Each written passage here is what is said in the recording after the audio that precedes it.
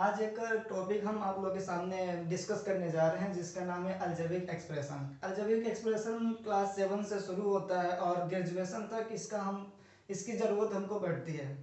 और इसकी ज़रूरत केवल ग्रेजुएशन तक नहीं, जितने भी कम्पिटिटिव एग्जाम होते हैं उसमें भी इसकी ज़रूरत पड़ती है, क्योंकि मैथमेटिक्स में सारी चीज़ क्वेश्चंस में दिए नहीं रहते, कुछ चीज़ हमें लेट करनी पड़ती है। जब भी हम कोई चीज़ लेट करते हैं तो वहाँ पे हमारा क्या बनता है, अलजेब्रिक एक्सप्रेशन बनता है। उसी अलजेब्रिक एक्सप्रेशन पे ये सारी चीज़ें काम आती हैं।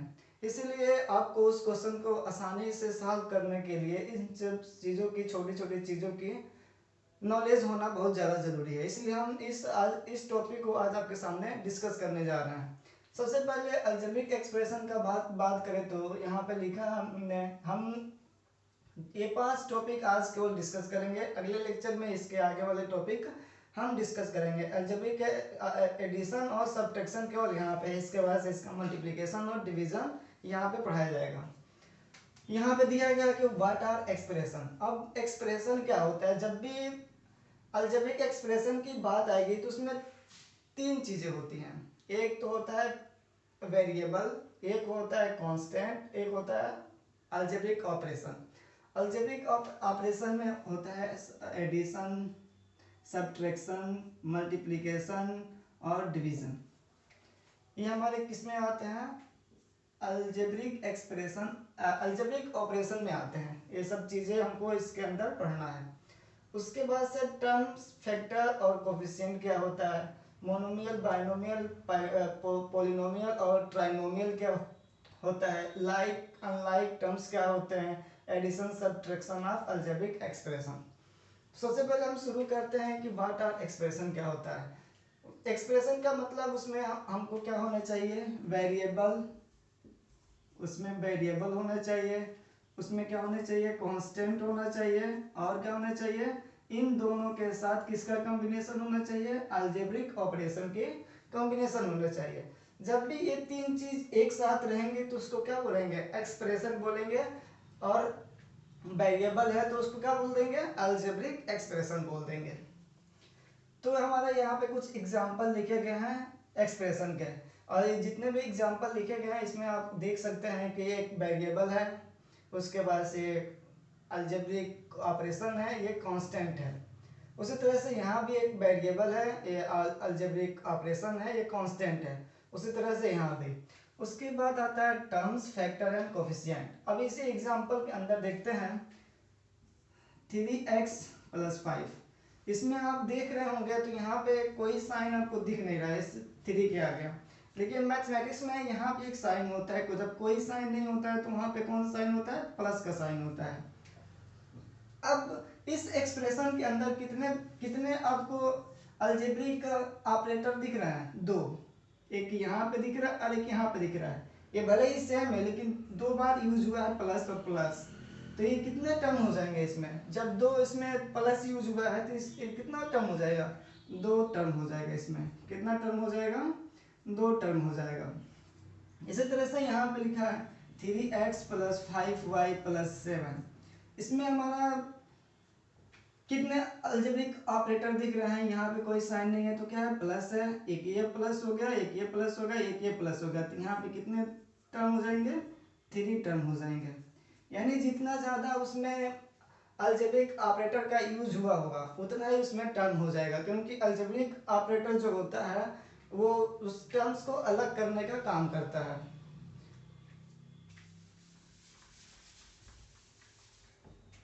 उसके बाद से है फैक्टर। जैसे यहाँ पे लिखा है 3x + 5।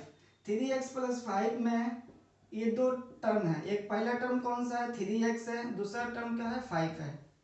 अब इस 3x का फैक्टर क्या हो जाएगा हमारा, 3 × x। क्या हो जाएगा हमारा, 3 × x। जब भी यहाँ पे कोई साइन नहीं है, ठीक है, और जब यहाँ पे दिख रहा है आपको एक वेरिएबल है, एक कांस्टेंट है। जब वेरिएबल कांस्टेंट एक पास लिखे होते हैं और उसके बीच में कोई साइन नहीं होता है तो वहाँ पे क्या होता है, इनटू का साइन होता है, जिसको मैथमेटिक्स में मल्टीप्लिकेशन बोला जाता है। अब फैक्टर का मतलब क्या होता है, अब ये 3 × x लिखा है लेकिन हम इसको क्या पढ़ते हैं, 3x पढ़ते हैं। इसका फैक्टर क्या है, 3x, 3 × x है। 5 का फैक्टर क्या हो जाएगा, 5 × 1 हो जाएगा। तो ये हो गया हमारा फैक्टर इसका। और उसके बाद से कोफिशिएंट। यहाँ पे हमारा जो वेरिएबल होता है, हम पूछे हैं इसमें कि x का कोफिशिएंट क्या है, तो x के सामने जो भी कांस्टेंट होता है वो उसका क्या हो जाता है, कोफिशिएंट हो जाएगा। तो यहाँ पे x के आगे क्या है, 3 है, तो इसका 3 क्या हो जाएगा, कोफिशिएंट हो जाएगा। x का इसमें कोफिशिएंट क्या हो जाएगा, 3 हो जाएगा। इसी तरह से यहाँ पे 3xy लिखा है, हम पूछे x का कोफिशिएंट बताओ, तो इसमें x का कोफिशिएंट क्या हो जाएगा, x को छोड़ के जो भी चीजें आएंगे वो क्या हो जाएगी, इसकी कोफिशिएंट हो जाएगी, यानी 3y यहाँ पे क्या हो जाएगा, कोफिशिएंट हो जाएगा।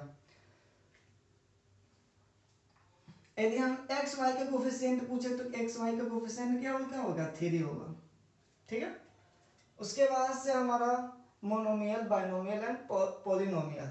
अब मोनोमियल, बाइनोमियल और पॉलिनोमियल क्या होता है, मोनोमियल का मतलब होता है 1, बाइनोमियल का मतलब होता है 2, और ट्राइनोमियल नहीं लिखा यहाँ पे, ट्राइनोमियल होता है 3, और पॉलिनोमियल होता है 3 से ज़्यादा। मोनोमियल का मतलब केवल एक टर्म हो, जैसे यहाँ पे 3x केवल लिखा है, 3x लिखा है, ये हमारा केवल एक टर्म है, ठीक है, हो जाएगा मोनोमियल हो जाएगा। ये क्या है, 3xy लिखा है, ये भी क्या है, एक ही टर्म लिखा है, यहाँ भी कोई मैथ अलजेब्रिक ऑपरेटर यूज नहीं हुआ है, इसीलिए भी क्या हो जाएगा, एक ही टर्म होगा, तो ये भी क्या हो जाएगा, हमारा मोनोमियल हो जाएगा। क्या हो जाएगा, मोनोमियल हो जाएगा। और यहाँ पे जो 3x+5 लिखा है, ये किसमें, ये कितने टर्म है, 2 टर्म है ना, तो ये क्या हो जाएगा, बाइनोमियल हो जाएगा। अभी हमने बताया था कि टर्म्स क्या होते हैं, तो इसमें हमको कितने टर्म दिख रहा है, 2 टर्म दिख रहा है, तो क्या हो जाएगा, बाइनोमियल। जैसे यहाँ पे लिखा है 2y+1, इसमें भी कितने टर्म दिख रहे हैं, 2 टर्म दिख रहे हैं, तो ये क्या हो जाएगा, बाइनोमियल। यहीं पर हम एक चीज लिख दें, 3x 5y+7, इसमें कितने टर्म है, इसमें कितने टर्म दिख रहा है, 3 टर्म दिख रहा है। और जब 3 टर्म दिख रहा है तो ये क्या हो जाएगा, ट्राइनोमियल। अब इसी में एक और हम बढ़ा दें 3z, तो क्या हो जाएगा, 4 टर्म हो जाएंगे इसमें। और जब 4 टर्म हो गया तो इसमें आएगा, पॉलिनोमियल में आएगा, किसमें आएगा, पॉलिनोमियल में आएगा। यानी जितने ज़्यादा, यानी टर्म के हिसाब से हमारा ये क्या हुआ है, डिवाइड हुआ है। एक टर्म है तो मोनोमियल, 2 टर्म है तो बाइनोमियल, 3 टर्म है तो ट्राइनोमियल, और 3 से ज़्यादा टर्म है तो क्या हो जाएगा, पॉलिनोमियल। अब होता है लाइक अनलाइक टर्म।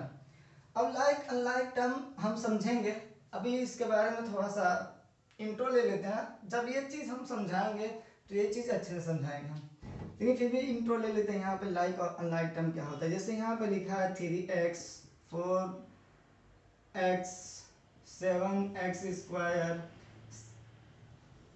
9y² और मान लो 14x² लिखा है। हम लाइक टर्म की बात करें, लाइक टर्म का मतलब होता है एक जैसा, यानी उसमें वेरिएबल एक जैसा होना चाहिए। कांस्टेंट भले ही कुछ अलग हो, उसके कोफिशिएंट कोफिशिएंट भले ही अलग हो, लेकिन कांस्टेंट वेरिएबल क्या होना चाहिए, एक जैसा होना चाहिए। यहाँ पे 3x और 4x में वेरिएबल क्या हमारा x यूज हुआ है, तो ये क्या हो जाएगा, लाइक टर्म में आ जाएगा। किस टर्म में आ जाएगा, लाइक टर्म में। यहाँ पे 7x² लिखा है, अब कहीं स्क्वायर वाला टर्म है, यहाँ पे है, तो दोनों क्या हो जाएंगे, लाइक टर्म हो जाएंगे। क्या हो जाएगा, लाइक टर्म। अब अनलाइक की बात करते हैं हम, तो अनलाइक क्या हो जाएगा, ये 3x है और ये क्या है, 7x² है, फिर क्या है 9y² है, ठीक है। ये क्या हो जाएंगे, अनलाइक टर्म हो जाएंगे। कौन से हो जाएंगे, अनलाइक टर्म। ये इससे लाइक नहीं करता है, ये इससे लाइक नहीं करता है, क्योंकि वेरिएबल क्या है इसमें, डिफरेंट है। सबसे जरूरी पार्ट हमारा अब शुरू होता है,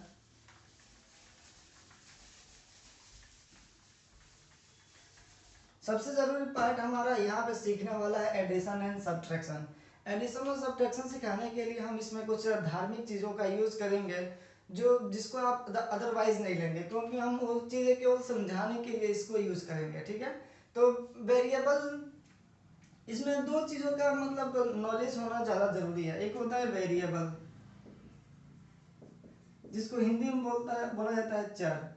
एक होता है कांस्टेंट।